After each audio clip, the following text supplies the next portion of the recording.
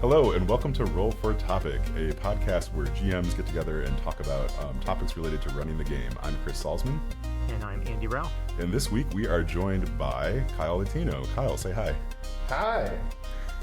Hi, Kyle. Thank you so much for being on the podcast. Why don't you tell us a little bit about your experience with running role-playing games, playing role-playing games? Are you actively in a campaign?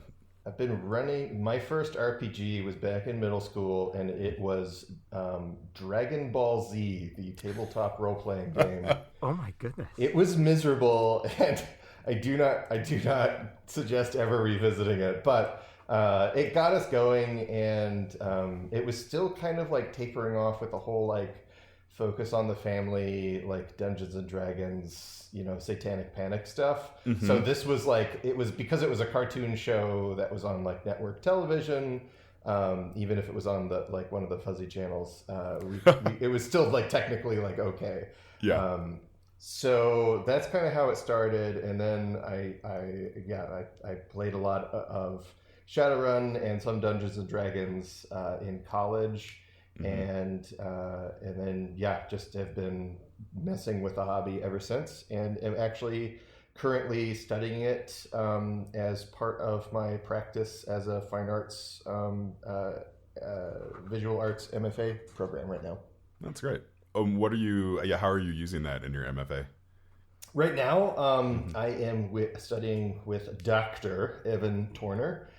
We're studying LARPs mostly because cool. I really like that collaborative angle, and I really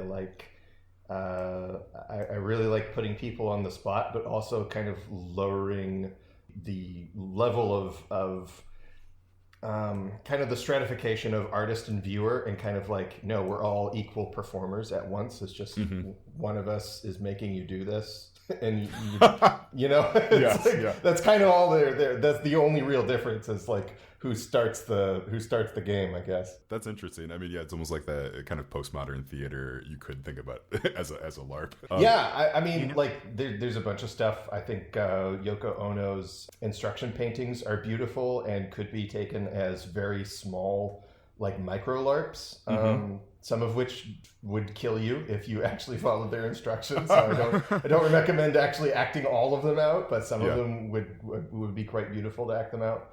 And then the theater of the press kind of comes out of like Brazilian reconstruction after their civil war in the early 20th century, and so there's a lot of like rich history of that kind of stuff. It's just when you actually just call it a game, you have the decency to tell people that you're asking them to do something that's primarily for their entertainment, is like when people get real huffy about it in the program, which has been fun to see. Yeah, that is fascinating. But I have to say, I tripped up on the whole Dragon Ball Z thing. So you want to go back to that?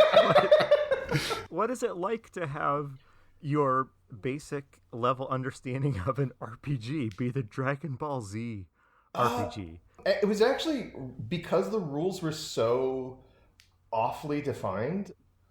It was actually a great starting point. And actually when I like started playing like proper like D20 3.5 or 4th edition D&D, I found it just like soul crushingly complicated. And same thing, like, I mean, I never ran a game of Shadowrun, but even just playing is like you'd have to like open up a spreadsheet in order to understand what your chances are. But the basic mechanics, it was like a success mechanic system. So like similar to Shadowrun, the Dragon Ball Z RPG that we played, it was D6s, and 4 and up counted as a success, and anything below didn't. But the more powerful you were, it would scale, but you just roll more and more D6s. Oh, fun. So like by the end of our campaign, we were just dumping like literal like buckets of D6s out on the table, and we would spend like 5 minutes just like just cooperating on sorting through what every roll was. That's so appropriate though for Dragon Ball Z. I mean, it really captured kind of like the power creep of place. Shadowrun games that you played in college, was that like one campaign, or would you play like individual stories? What was we all, I mean, I don't know, I forget, I think it was 2nd edition Shadowrun, which was entirely too lethal. And basically like some junkie with a shotgun could just like murder your whole party in one. And I was always the first to go because I was just I always wanted to be like a cool like cyber samurai, like Gray Fox for Metal Gear Solid or something like that. And so I would just be like, you know, I don't need guns. All I need is this sweet like monofilament katana, and like, you know, I could slice atoms in half, and I just some twitched out junkie would just blow me away on the first turn. Yeah. I made like 3 different characters. They were all like cyber ninjas that kept getting blown away. Never learned, did you? No. I was convinced I could find a way to make it work, and I never did. That's just really lovely. Yeah, okay, well, we should dive into our actual topic. Otherwise, we're going to talk about failed Shadowrun. Yeah, all of the terrible games that I've played. Yeah. So just to recap, the way we do this is we actually determine the topic we'll be talking about right here as we record. And I have in front of me a chart with 10 different topics on it. And Kyle, I'd like you to make a straight up D10 roll to determine what we'll be talking about for the next 20 or so minutes. So go ahead and make a roll and let me know what you got. All right. That's a 5. A 5. Okay. The topic that you and your roll have determined for us is props and handouts and when to use them. Ooh, this is a good one. So let's before we start, let's talk about what this means. Not that we've failed to do this in the past and it was disastrous, but so what is a prop and a handout in an RPG? It's like when one of your players like just really needs $5 for a sandwich. Yes, yeah. The way that I think about it. You're welcome, everybody. Yeah, thank you so much for what you bring to this. The way that I think about that is, you know, so this would be like a note that they find somewhere, or if you have even like a portrait of what an NPC looks like that you might, you know, hand out to them, so they can get a feel for that, or a map, you know, something along those lines where it's more of a physical thing that you aren't just narrating to the table. Yeah, that sounds reasonable. So I can jump right in with an example, like with my own personal defining example of when I used a prop in an RPG. This is many years ago, and it may explain why I don't do a ton of this anymore. So yeah, I think I was running Call of Cthulhu and some sort of related horror game, and I spent a long time composing a letter that the players would come across in the game. So it was this multi-page letter, and the trick about it was I took like a needle and I made little pinpricks under like specific letters. And the idea was that if you held the letter up to the light, the pinpricks would like indicate letters like A, B, C that you could then put together to read a real hidden message. I was super pleased with how clever this was. Super clever. And like then I unveiled it to the players, and like 20 minutes later, I just had to walk them through the process. It's like, are you sure you don't want to look more closely at the letter? No, I mean like the letter you're holding in your physical hand right now. Like, I mean, what if you sort of held it up to the light here? Do you see anything? No? Are you sure? Look closer. So that was the time I used a prop. And yeah, how about you guys? Tell me a memorable experience. Did you have like an NPC wander by and say like, you know, like you just kind of stopped it? I imagine the most awkward scenario you can, and that's what happened, basically. Yeah. There might have been GM tears involved, but yeah. What about you, Kyle? I guess this is kind of a cop-out because maps really count. Maps definitely count. Yeah, all right, count. Yeah. I really like, for my current games that I've been running in Dungeon World, I do have like a giant overworld map that is like a 1,000-mile tall continent that, you know, and I really, when I've played that when it hasn't been online, I liked it. Just takes up the whole table, and I just put that down, and I have little meeples that I use to track everybody's progress and everything. and it really helps set the mood. So I like it, but it doesn't have too much like specific information on it. So it is like it's a very flexible thing, but it does kind of help people like feel like they're on this big adventure in a world full of infinite possibility. The one that I've made and used and been most pleased with. So I've played in an online session or 3 of that game. So you actually print out that map that you've been showing us online? It's actually like a nice looking version that I made like in Adobe Illustrator. So for online games, I have a spreadsheet that has colored cells that match all the different like biomes and everything. So I'll use that like as a hex crawler. And I have a player-facing version that I'll share with them over Google Documents, and then I have the GM map that has like all my encounter tables and stuff and information about what they're actually walking into. So that's really nice. Yeah, as far as like the ambition of like handing something that is going to rely on player skill to solve, I would never. I'm having all sorts of bad flashbacks to like dungeon puzzles, like word scrambles and stuff like that I've physically handed to my players for them to work out with mixed results. What is the purpose of a prop or a handout like this? Like what makes you think I should create this as a physical thing to show or to give the players? I think it's almost always player immersion, which I don't really believe in as a thing anymore. Like it used to be really important to me that like, you know, nobody metagame and like don't ever say the word hit point in front of it, like that kind of bogus. But like now it's like, no, we're all just sitting around and playing a game. I think nowadays I like to use props that will give people some amount of like game clarity, but also a sense of adventure. So I think that's why maps work so well for me. In that respect. But yeah, there is something like when people can, you know, pick up like a token or can pick up like a map or a letter or something, that they feel like maybe there's less of a disconnect between their character thoughts and their real thoughts. This is really interesting. I've been thinking about this more lately because I tend to run all my games very theater of the mind, right? So there's nothing on the table.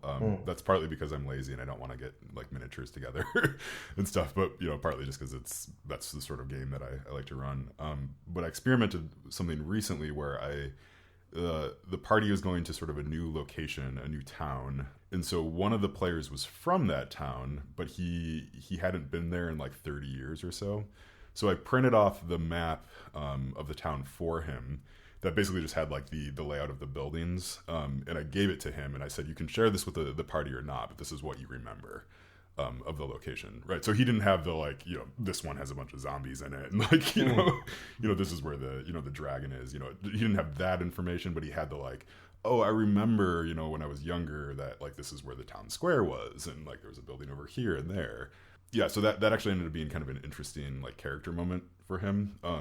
You know, not like a super, you know, amazing, deep, everybody was crying sort of character moment, but it was like, you know, well, there was nice. That one person who was crying. But... Yeah, for other reasons. Yeah, but like, it was nice to have that I've done like a prop. Was, you know, doing the classic handwritten letter from the big bad evil guy that like you find after you kill one of their underlings.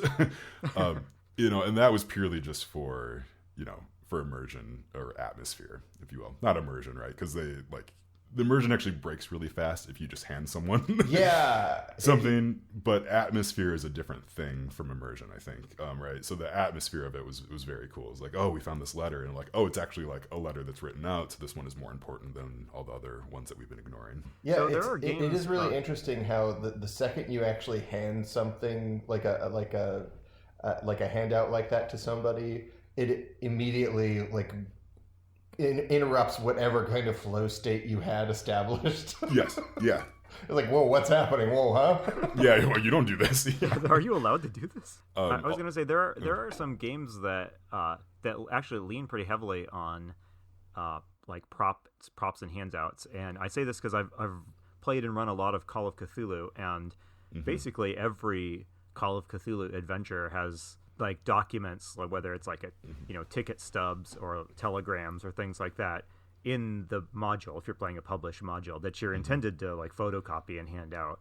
So that's a game that believes pretty strongly that this is an immersion tool, I guess. And it's part of basically every published Call of Cthulhu adventure you'll see has a bunch of these. I can't really say I've seen this to that extent in any other game. I mean, you occasionally will get like a D&D module with like the letter from the vampire is like, written out on a page in a cheesy Gothic font. I guess you could. Curse of Strahd uses right, those. yeah. But they also have Curse of Strahd also has tarot cards that will change the seed of like where certain items are. So you can go do a tarot card reading and it will like dynamically change some of the key item locations and encounters and everything. Yeah, so like every time you play it, it'll be a little different and it feels like, spooky and satanic and all that kind of stuff. Yeah, my parents would have been all over that. That is neat and a little weird. Like, that the players are drawing like the cards. Are like characters drawing the cards like in the game and it's determining these things? So you would do that. They would have a reading at like if they interact with the stereotypical gypsy camp. Mm-hmm. So they would go in, some old lady would be like, "Come closer." Yeah. Let me read your fortune. Exactly. That'll be $60. Yeah. So I do have to say, if Matt Wilson was on, Matt Wilson is either like screaming into his iPhone right now, or he's just waiting for it. So I played in a Call of Cthulhu game that he did, a Trail of Cthulhu game that he did, and he did an amazing job with all the props and the handouts and stuff. Like he definitely set the bar very high. So what does that mean? Like what did he do? So he did so in addition to like I think just photocopying and stuff, he had like little like newspaper snippets. He had character portraits for all the NPCs that we met. He actually handmade some little books with some of the information in it. Like, yeah, he kind of went all out. So it was like every session there would be some really cool little like prop that would hit the table. And like that's where, right, again, like the immersion was broken instantly because we're all like handing it around like, oh, this is so cool and stuff. But I mean, from like a story perspective, it was really neat because we started to build sort of a portfolio of all these small little clues. So and there'd be a couple times where like, you get a new clue and then you're bringing out all your other little props and like laying them out and like trying to cross-reference stuff. So it's a very different game from D&D, which is like very combat focused, right? Whereas this is an investigative sort of thing. So I think it can an investigative game, you can support that a little bit. But I mean, I think Andy, like your anecdote, like you have to make sure that there's ways for them to get the information, probably in a couple different ways, not just in that one, perfectly clever handout. I think 5th edition actually has 2 in fiction. It's like setting manuals that are out. So like Volo's guide, that's technically like in fiction. So that's written in the voice of a fictional character. That's something that you could maybe not hand the whole thing over because there's a bunch of stat blocks that probably don't really belong there. But so you could have copies, and then whatever Mordenkainen's like magical tooth fairy, the Tome of Foes. Yeah, that's it. So. Which just easy Mordenkainen on the label, just like Anyways, but he's got his deal. But and then the deck of many things is another thing that's a D&D trope that it's this cosmic card of deck of cards that you would draw, and like you could become a millionaire or you could be damned for eternity to like the plane of ever crying or something like that. So it could just completely destroy your game anytime somebody. But as long as it's clear, I think that's kind of a cool thing, and it draws upon what RPGs already do really well, which is kind of roll the dice and see what happens. Pick a card and see what happens. One kind of low level type of prop is like, I was reminded of this by you mentioning just having portraits of NPCs, but I don't know about you guys, but I will frequently say, yeah, you see. In fact, I was running a game last night of the One Ring, and I was like, yeah, you're facing this kind of slimy looking, humanoid creature, and yeah, it just looks like this, and I hold up the rule book and point at the illustration. Yes. I mean, it's crude, but and do you guys remember? I don't remember how extensive it was, but in first edition Dungeons and Dragons, there were at least some modules that came with these little booklets of like illustrations of rooms in the dungeon you were exploring, and the idea was you were supposed to. They would get in the room and you would like hold up the picture of the room for them to look at. It's kind of a neat idea. I always found that the illustrations like were less cool than what I was imagining in my mind, so I didn't tend to use those. But it's an interesting idea. I want to say I want to say there might be even like a 5th edition book out there that has this, but I'm not sure. I don't remember. I do think that's kind of what you're supposed to do with some of the spot illustrations, like from Tales from the Yawning Portal or something like that. But I will always go to bat for those early illustrators. But I completely agree that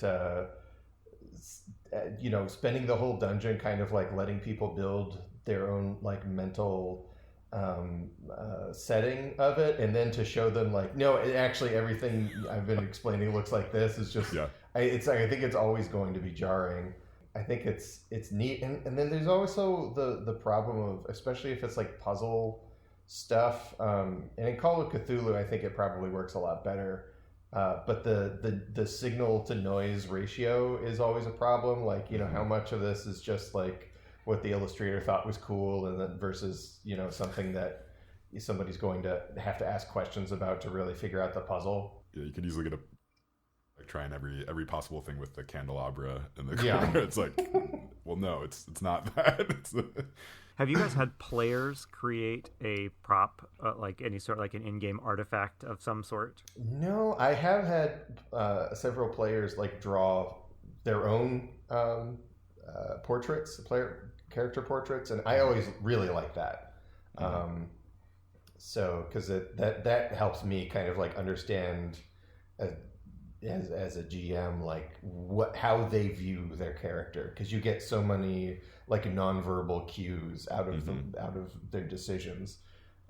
So that's always been fun. But yeah, I can't think of anybody that's like built their own like magical widget that's like, this is my magical widget that my character has, and now I have it too.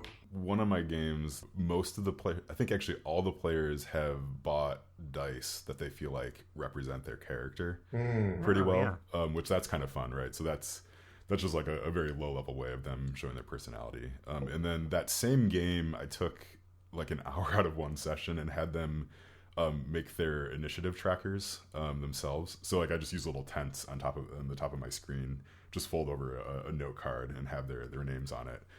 So I brought out a bunch of colored pencils and threw them down on the table and just let them kind of have at it for a while. But that was really fun too. So just with a couple different colors and their names and drawing little drawings and stuff on those trackers, they were able to give some more personality.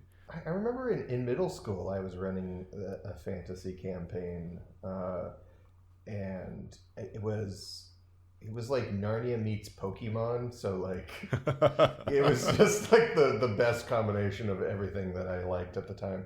I do remember like I would make lots of illustrations that I would pull up and show people, and they all thought it was just the bee's knees to see graphite on lined notebook paper like that. I think I've really stepped away from that. Like a lot of times I'll draw the monsters that I come up with for my campaign, just for me though. Like I don't actually like share that during the game, because I like people coming up with, especially if it's horror, it's like the last thing you want to do is like say it's like, no, it's actually far less horrible than what you thought it was. It actually looks kind of goofy, but yeah. So yeah, and I feel like that's like what goes on in the player's own imagination is kind of their own business, and even if they get something remarkably wrong, that still oftentimes creates interesting situations. and when they're acting on assumptions that aren't true, it can sometimes be frustrating, but also that can add some kind of like slapstick or something, and it's like, oh, I wouldn't have done that, but I already rolled it, so you just kind of, yep, sorry. This is, I don't know why this has jumped to mind, but I'm remembering another time early in my gaming life that I produced some in-game artifacts, and at one point, like in middle school, early high school, I was playing a spy role-playing game with a number of my friends. We played a lot of Top Secret back in the day. And on at least a couple occasions, I wrote up and physically mailed like documents, like orders to the players, so like as if they were getting in the mail. Like, in fact, they did receive in the mail, and then they opened it, and it was like, report to Andy's house at it was pretty dumb, but I probably only did that once or twice, but and I suppose you could do, if you were playing a modern game that used, where in the game tools like email and the internet and stuff like that were available, you could do some kind of fun stuff with some kind of like digital props, sort of emails or text messages that connect to the game in-game experience in some way. And getting a letter from a friend, like that would just blow your mind in the first place. And then if it was related to the game you were playing, I'm gonna steal that as soon as I have an opportunity. Yes. I have I actually have some like beta rules for a LARP by post. So it's called Pen Pals versus the Star Spawn. And it's like a Lovecraft thing where you are dealing with different ends of your of this cosmic horror in the 1920s, but in your respective cities wherever you are. So it's just so far-reaching that you're pulling away, and it uses kind of like a powered by the apocalypse resolution system to say like how well you deal with it, and then you write a story that goes, that illustrates how well or how poorly you did this thing, and then you're supposed to actually write it up, like write a one-page summary of your story and mail it off to somebody. I have this dream one day of running a Call of Cthulhu game set in Soviet Russia. I own the scenario already. I'm all ready to run it, and the reason I haven't run it yet is because I don't yet have like a Russian army hat that I can wear as the GM. Yes. But one day I am going to wear that hat, and I'm going to play the Soviet national anthem, on my iPod as people come in. And that leads me into a question I want to ask. I don't know if this is drifting off topic or not, but do you guys consider music and lighting as kind of elements of as props? Do you use them? I mean, Chris, about a year ago, you came over and we were playing like a Law and Order version of the 5th edition beginner box. That was one of my most favorite GM moments. I just pulled up the chung chung sounds, and I would play that. The scene and every time I was, have we gone to a new area? And Chris would be like, yeah, and chung chung. Yeah. Let me rephrase that. So that was everything else was the best. That was a good time. I do like to play stuff, but I'm not I have too many things to do when I'm running a game to keep track of I'm gonna play the Ninja Turtles, NES theme song for this scene because they're supposed to be really pumped up or whatever. So I don't really control it quite that way, but I do like to put on some theme appropriate music. And last night we were my partner Elise was running her first game ever as GM. And she did fantastic, a wonderful job. But I had the delight of using my record player to play prog rock and nice. Like acid jazz as it permits. So as a player, I was kind of setting the mood for that, and that was pretty fun. But that's really cool. Yeah, it was a good time. She did just. I think she's actually a much better GM than I am. So That's you should probably have, when she gets a little bit more experience, you should totally have her on here. But like she, in this case, like she probably wouldn't have a whole lot to say about props because she's only just done the one game. I ran a game a couple weeks ago now in Waterdeep, and the bulk of the adventure took place in or around a tavern, the Yawning Portal tavern, and so I just went on YouTube and found a 3-hour looping like tavern sound effect, and had that playing in the background. And it was I don't usually do like sound effects and music, but I have to say that kind of added something to have that background murmur of a crowd and clanking plates and things like that. It made me think I'm gonna do more of that kind of thing in the future. Interesting. I think that would drive me nuts, but also I don't like those noises when I hear them in real life either. So yeah. Well, the thing is, like you quickly tune it out, and it just kind of it fades into a somewhat pleasant, just kind of background noise. I mean, I didn't have it on loud, so it wasn't distracting. But during a lull in the conversation in the game, the sound would kind of pop back out and remind you, like, oh, hey, that's kind of cool. I don't know. It wasn't a transcendent role-playing experience, but I liked it. Yeah, I do think some kind of music is really important, even if it's not like, even if you're not using it as a scene-by-scene soundtrack. Because we had this class meeting, and everybody knows each other in this class, but we were all just showing up in this classroom, and nobody was talking. So I just pulled out my iPhone and started playing some Herbie Hancock music, and as soon as that beat dropped, like everybody just started talking like they actually knew each other and cared about one another. It was weird. It was like there was this stifling quietness, and everybody was just like in library mode for some reason. So I do think that it helps let people know that it's okay to be noisy and have fun and kind of like cause a ruckus. There's some kind of like instruction that comes along with playing music that lets people know they can talk. The 7C campaign that I play in, my GM Matt, he has a theme song for us that he plays at the beginning. Like as soon as we transition from like hanging out chatting to actually playing, he'll play the theme song. It's super great. Like yeah, it's like a really good song, kind of pumps us all up. We all like dance a little bit and sing along, and then we're playing, right? So it's a super good transition. Did he create the song? Is it the Teenage Mutant Ninja Turtle song? Yes, it is. Yeah. No, I'm not sure where he got it. It's great, and I swear, if I hear it somewhere out in the wild, I'll probably fall down and just start, swashbuckling.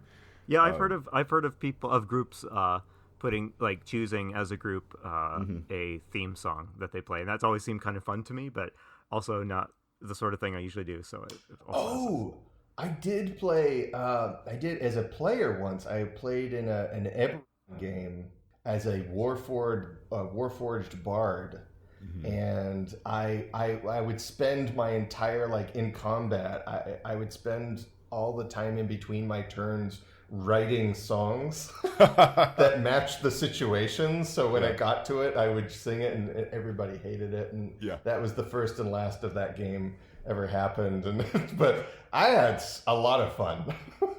I'm so glad you did that, and I'm so glad you didn't do that at my game table. I think the only time I ever used music was during this Kids on Bikes.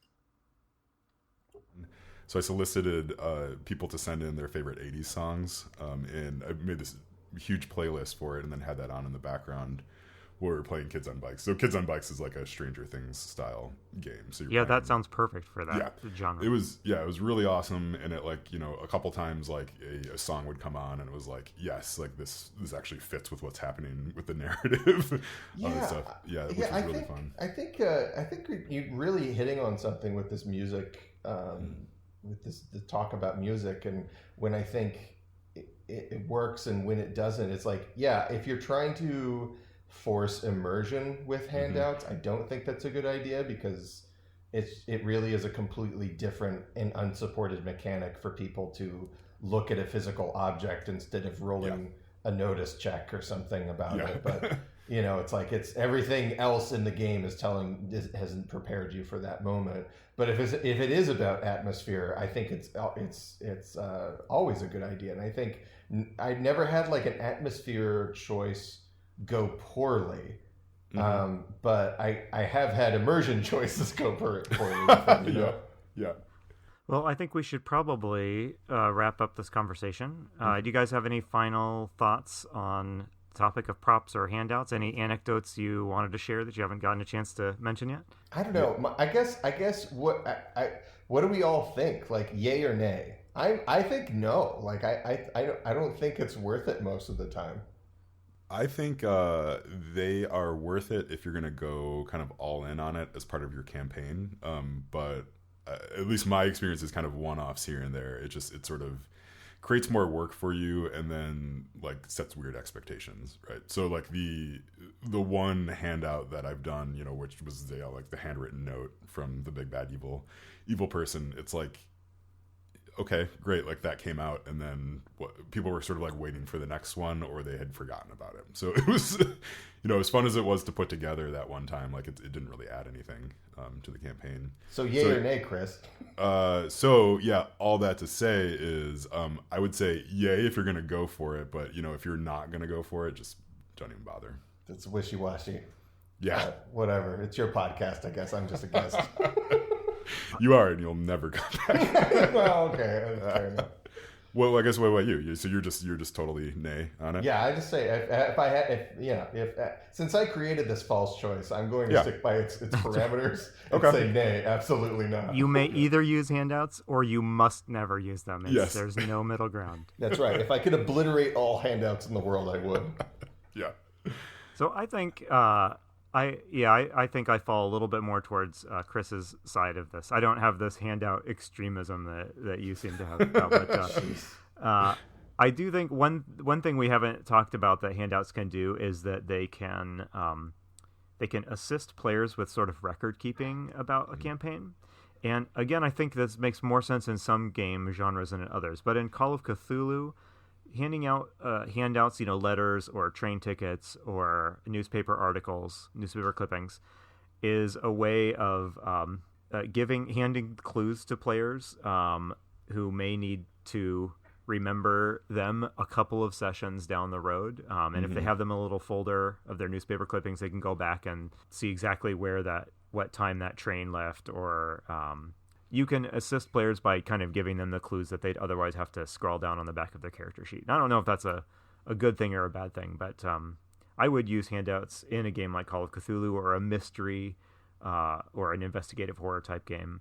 I don't see too many situations where I would put in the effort in like a D&D type game to do elaborate handouts.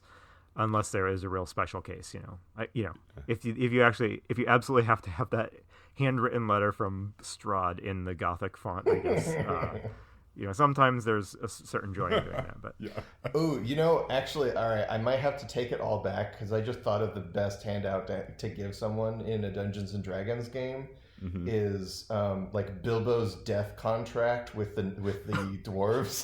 Yes. Yeah. Like as soon as you agree to this adventure, there's just like this huge scroll that every player has to sign that talks about funeral expenses. Yes.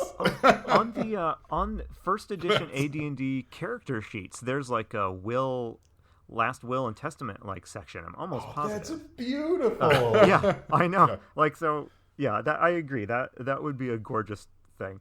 And if you do have that, it needs to be a big, long, like parchment that you pass around. No printouts in the courier font.